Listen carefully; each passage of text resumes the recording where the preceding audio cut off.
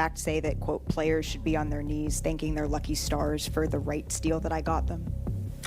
There's a lot of inaccuracy out there through social media and all this reporting. We have the best players in the world. We have the best fans in the world. But right now, we have the worst leadership in the world. The WNBA Finals should have been the biggest celebration of women's basketball. The Aces chasing history, the Mercury fighting for redemption, packed arenas, flashing lights. But instead, the headlines aren't about basketball at all. They're about chaos, about power, about a league eating itself from the inside. Because when Napheesa Collier, one of the WNBA's most respected stars, decided to speak up, she didn't just call out a referee, she called out the system. Napheesa Collier has basically kind of gone scorched earth when it comes to the WNBA. Like, this is absolutely wild. We are going to talk about how the WNBA leadership has been exposed for everyone to see. And at the top of that system sits Commissioner Cathy Engelbert. In one interview, Collier tore open the league's carefully polished image. The real threat to our league, she said, isn't money or ratings. It's the lack of accountability. Words that sent shockwaves through the WNBA. Engelbert, the former Deloitte CEO who was brought in to professionalize the league, fired back, denying Collier's claims, calling them false. But here's the thing. When a player like Collier, respected by everyone from rookies to veterans, says she's had enough, people listen. And when other stars, Angel Reese, Caitlin Clark, even coaches, start backing her up, the silence becomes impossible to maintain. That it comes from them. If it's Fee going rogue, then like it's hard to negotiate with after what Fee said. If that was the WNBA stance, then it becomes hard to negotiate in good faith when you hate Cathy that much. And if it's just Fee going rogue, it's Fee going rogue. I never had planned to do that before. You know, I am on the union for our CBA negotiations, like our collective bargaining negotiations for our league.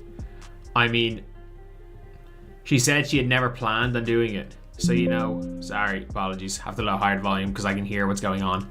But, so she never planned on doing it, but did it anyway, but then went straight to the media. And now, the tensions reach the NBA itself. Adam Silver, the most powerful man in basketball, has officially stepped in. Because if this crisis keeps spiraling, the WNBA's biggest moment could become its biggest meltdown. This isn't just a player versus commissioner feud, it's a reckoning for the entire league. And trust me, the deeper you go, the uglier it gets. To understand how we got here, you need to know just how deep this rift runs. Napheesa Collier isn't some loud rookie chasing headlines. She's a two-time All-Star, a leader for Team USA, and one of the most respected voices in women's basketball. So when she says something's broken inside the WNBA, the entire sports world pays attention. It all started quietly months ago, when Collier sat down with Cathy Engelbert in February. The topic? Officiating and accountability. Simple, right? But what came out of that meeting changed everything. Collier says Engelbert brushed her off, claiming, "Only losers complain about the refs." That one sentence, dismissive, arrogant, and cutting, became a symbol of what Collier called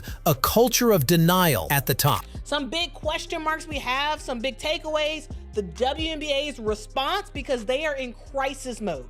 Remember, guys, the WNBA semifinals, Game 5, is tonight.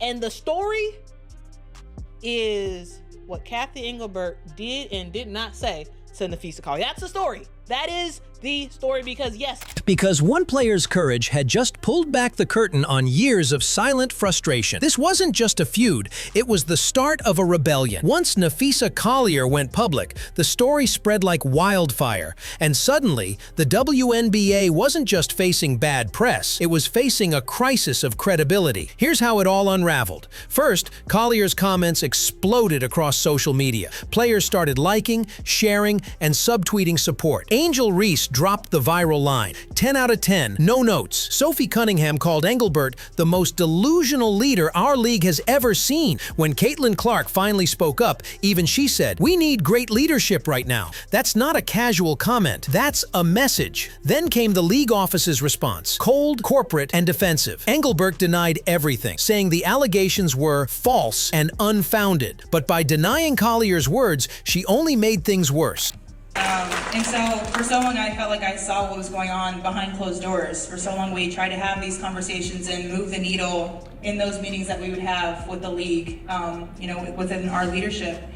And I saw nothing was changing. You know, coaches, winning and losing alike, were complaining about the same things over and over again. Collier fired back, accusing the commissioner of lying 3 minutes after saying she respects me. That's when everything shifted. What started as a personal dispute turned into a referendum on the WNBA's leadership. Veterans who'd stayed silent for years began speaking privately to reporters. Coaches whispered that they'd been warning the league about a disconnect for seasons. And suddenly, the public saw what insiders had always known, a massive trust gap between players and the people running their careers. The timing couldn't be worse. The WNBA finals were supposed to showcase a league finally breaking through. Instead, they've been overshadowed by finger-pointing, denial, and damage control. The headlines aren't celebrating the athletes, they're exposing the leadership. And the NBA? Adam Silver couldn't ignore it anymore. By the time Adam Silver stepped in, the situation had already reached a boiling point. What began as a conversation about officiating had turned into a full-blown power struggle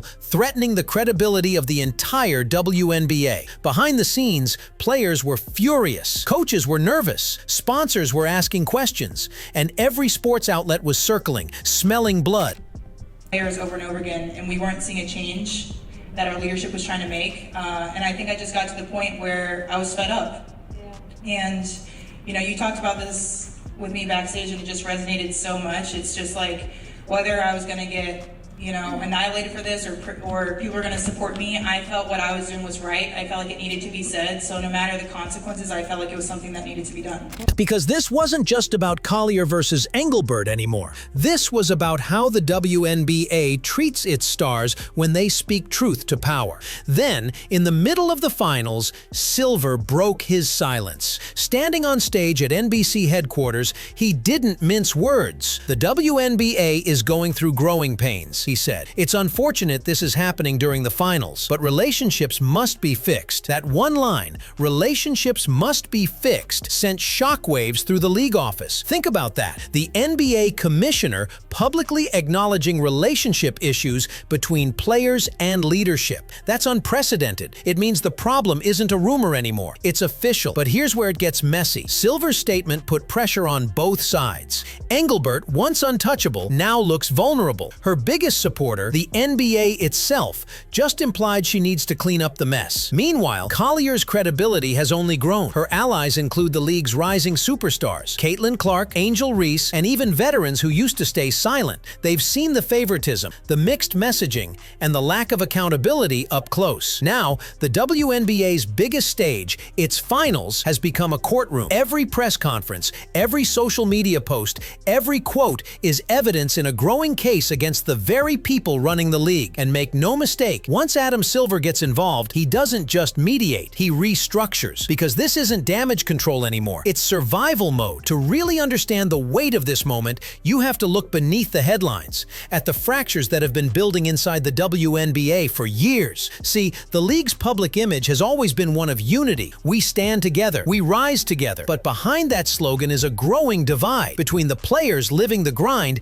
and the executives running the brand. Players like Napheesa Collier and Angel Reese have been calling for accountability for months, not because they hate the league, but because they love it. They're tired of meetings that go nowhere, promises that fade after the cameras turn off, and leadership that seems more focused on image than impact. And then there's Cathy Engelbert, the commissioner who came in from the corporate world to bring stability. Only losers complain about refs, crystallized everything that's wrong with the culture, dismissive, detached, corporate. Now the league's top athletes are speaking with one voice, and the more Engelbert denies, the louder they get. Even Caitlin Clark, who's been cautious about public drama, echoed Collier's frustration. We need great leadership right now. That's not rebellion, that's desperation. Because when players feel unheard long enough, they stop asking for change and start demanding it. And if the WNBA leadership doesn't move fast, this could become more than a PR nightmare. It could become a mutiny. What's happening with Napheesa Collier isn't just about one player's frustration, it's about the soul of the WNBA. For years, the league has been trying to prove it belongs in the mainstream sports conversation.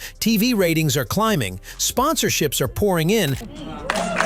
I never had planned to do that before. So honestly, it sounds like the catalyst to this, and it's 100% not.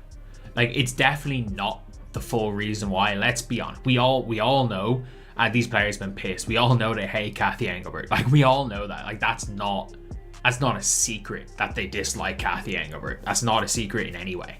But we have to talk about this because it genuinely does seem like, when it comes to Cathy. And stars like Caitlin Clark have made the WNBA more visible than ever. On the surface, it looks like everything's finally working, but underneath, there's a fracture so deep it threatens to undo all that progress. When Collier, a cornerstone of the league's next generation, publicly calls out leadership, it exposes a question the WNBA has avoided for too long. Who really runs this league? The players or the front office? Because let's be honest, without players like Collier, Reese, Wilson, and Clark, there is no billion-dollar future. They're the faces, the product, the reason fans tune in. Yet too often, they feel like props for a brand that doesn't respect their voices. Now, the NBA's involvement changes everything. Adam Silver isn't stepping in just to mediate, he's protecting the NBA's investment. The WNBA's survival depends on its image. And if this internal war keeps escalating,